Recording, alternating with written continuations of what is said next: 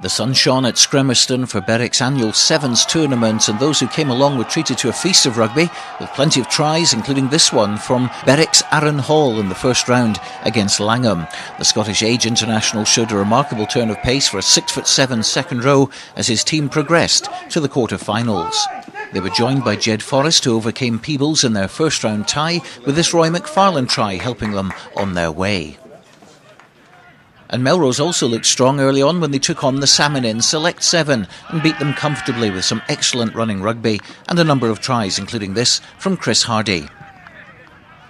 So Hawick YM, Selkirk, Jed, Watsonians, Hawick, Berwick, Holders Kelso and Melrose all went through to the quarter-final stage of the tournament, with the closest match being between Selkirk and Gala, Selkirk just getting the nod by 15 points to 14.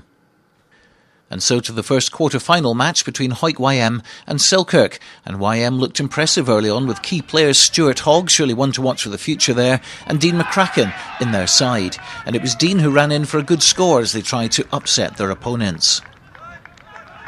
But a team with Fraser Harkness in the side is hard to beat, and a typical turn of pace here from Fraser resulted in this try.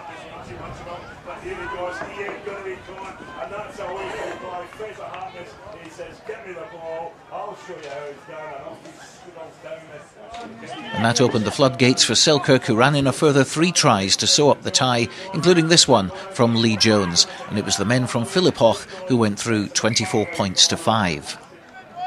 Watsonians can never be written off in any tournament. Deeply committed they are to Sevens, thanks to their coach Andrew Kerr, one of the legends of Scottish Sevens rugby. And after just missing out on the Kings of the Sevens title for a couple of years, they're gunning for glory this season. And they ran in several tries against Jed Forrest in their quarter-final tie. Here's another from Michael Feddo. But the best of the match came from Jed Forrest, Roy McFarlane, who went in at the corner. It didn't stop Sonians, though, going through by 28 points to 5.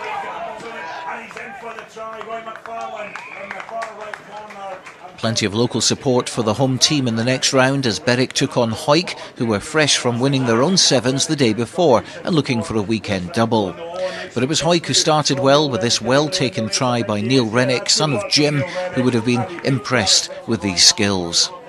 Plenty of other skillful Hawick players on view too, with Ryan Hogg and Scotland Sevens international Graham Hogg combining for a try here. And with a couple of injuries in the first round, the Greens called on another Hogg, Stuart Hogg from Hawick YM, to play for them, and he duly added his name to the score sheet and booked Hawick a place in the semi-final. The quarters were completed with Holders Kelso taking on Melrose, who included a number of players who'd played the day before in the Scottish Cup quarter-final against Ayr, a tremendous show of support for the tournament from Melrose. These included Captain Scott Wight and John Dalziel, who combined here to set up an excellent try for Chris Hardy, one of 4, which meant there'd be a new name on the Berwick Trophy this year.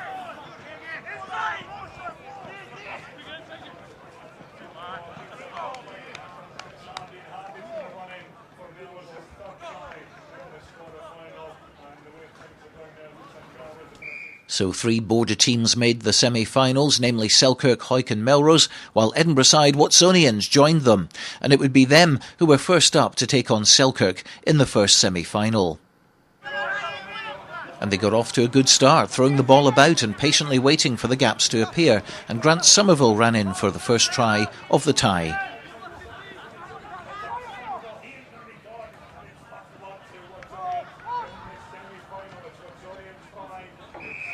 And it was a former Kelso player who did the damage next, Richard Minto spotting a gap and exploiting it to run in for another Watsonian score. And while Selkirk did score a couple of tries themselves, it was the Edinburgh team who made it to the final, with 4 tries, including this opportunist effort from Grant Somerville to take them through.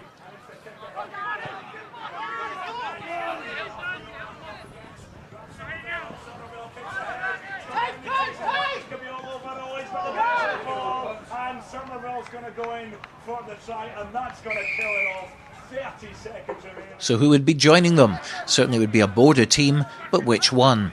Well, it was Melrose who got out of the blocks first with some good play by Scott Wight, who waited for the right moment to dive through the gap and get to the line.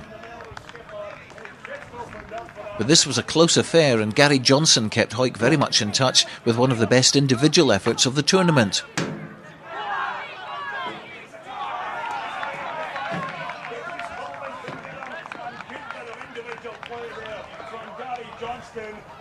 ran in to score under the post, but it was Melrose who'd get the win by virtue of kicking both conversions, and Scott White's try booked them a place in the final with a close 14-12 victory over the Greens.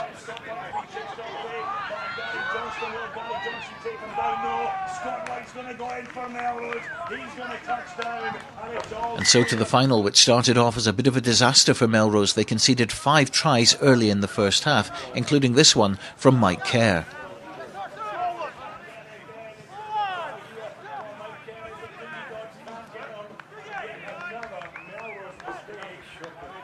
Michael Feddo went over in the corner following a tap penalty, which caught Melrose on the hop, and then Richard Minto broke clear to add his name to the score sheet.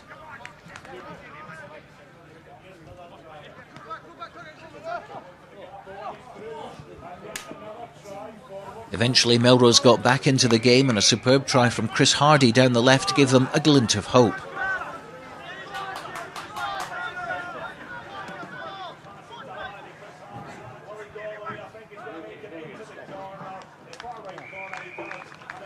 And when Graham Dodds piled over for a try, all of a sudden we were looking at a bit of a comeback.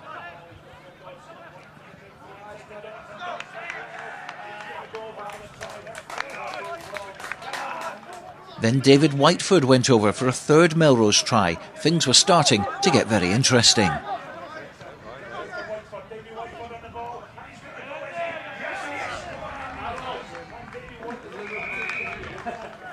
But when Michael Feddo scored another crucial try for Watsonians in the corner, it looked as if the mountain would be too high for even Melrose to climb.